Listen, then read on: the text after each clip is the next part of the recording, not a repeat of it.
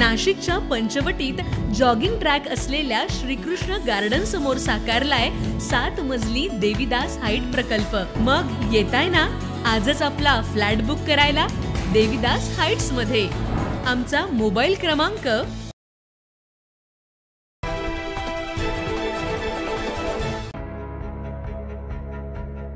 राज्यातील जिल्हानिहाय शासकीय ध्वजारोहण यादी काल प्रसिद्ध करण्यात आली।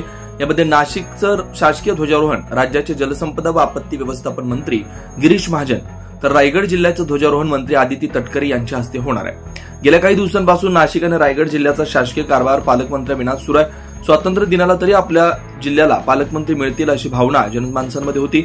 मात्र या दोन्ही जिल्ह्यांच्या पालकमंत्री पदावरून महायुतीत सुरू असलेले रस्सीखेच अजूनही तसेच असल्याचं पाहायला मिळत आहे। राज्याचे उद्योग व मराठी भाषा मंत्री उदय सामंत यांनी यादी प्रसिद्ध झाल्यानंतर ही यादी केवळ ध्वजारोहणाची असून या दोन्ही जिल्ह्यांच्या पालकमंत्री पदासाठी आम्ही आग्रही असल्याचं देखील माध्यमांशी संवाद साधताना स्पष्ट केलंय।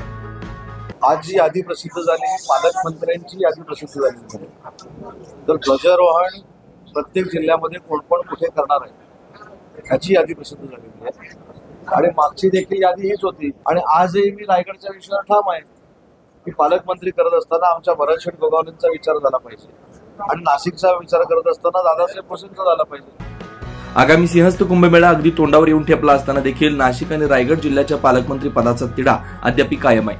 त्यामुळे आता नाशिकचा कुंभमेळा देखील पालकमंत्र्यांविनाच पार पडणार का किंवा त्याआधी नाशिकला पालकमंत्री मिळणार का हे बघणं महत्त्वाचं ठरणार आहे। 9 न्यूज महाराष्ट्रासाठी प्रतिनिधी प्रवीण कुलथे।